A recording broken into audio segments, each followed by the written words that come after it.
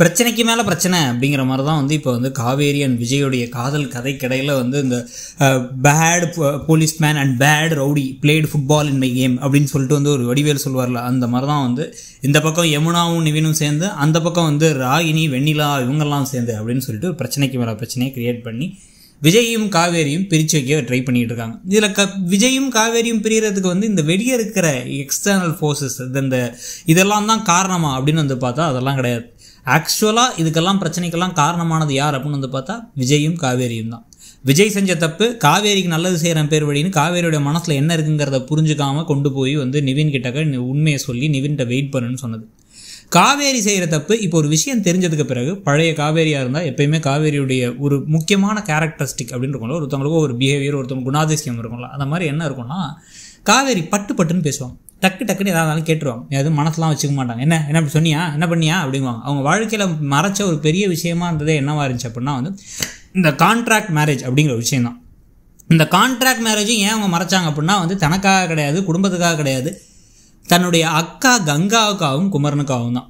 அவங்க ரெண்டு பேரும் ஒரு விருப்பமில்லாத ஒரு கல்யாணத்தை பண்ணிக்கிட்டாங்க. இந்த சமயத்தில் வந்து குமரனுக்கு பிடிச்சிருந்துச்சு, ஆனால் கங்காவுக்கு குமரன் மேலே எந்த ஒரு நல்ல எண்ணமும் கிடையாது. இப்போ உண்மையை போய் நம்ம சொன்னோம் அப்படின்னா அவங்களுடைய திருமண வாழ்க்கையே போயிடுங்கிறதுக்காக தான் சொல்லாமல் இருந்தாங்க. மற்றபடி எல்லாத்தையும் ஓப்பனாக கேட்குற காவேரி இப்போவும் வந்து டக்குன்னு ஓப்பனாக போய் உங்களுக்கு என்ன பிடிக்கலையா, இல்லை பிடிச்சிருக்கு பிடிக்கலங்கிறது வேறு, அக்ரிமெண்ட்டுன்னு ஒன்று போட்டு ரெண்டு பேரும் எந்த விஷயத்தையும் யார்கிட்டையும் சொல்லக்கூடாதுன்னு வச்சுருந்தோம். நீங்கள் எதுக்கு போய் அந்த நிவின் கிட்ட சொன்னீங்க? நீங்கள் நிவின் கிட்ட சொன்னதுனால தான் இப்போ என்ன ஆகிடுச்சு, என்னோடய லைஃபே வந்து ஒரு பெரிய தலையிலாக வந்த மாதிரி ஆகிடுச்சு. இப்போ அவன் எனக்காக வெயிட் பண்ணுறாங்கிறான், ஆனால் எனக்கு அவன் கூட சேர்றதுக்கான எந்த விருப்பமும் கிடையாது. இப்போ இவனுக்கு தெரிஞ்சதுனால நாளைக்கு எங்கள் வீட்டுக்கு தெரியாதான் எங்கள் வீட்டில் என்னை பற்றி என்ன நினைப்பாங்க. நம்ம வந்து ஒரு கல்யாணம் பண்ணிக்கிற மாதிரி பண்ணிக்கிறோம், அப்புறம் டிவோர்ஸ் வாங்குற மாதிரி வாங்கிடுறோம்.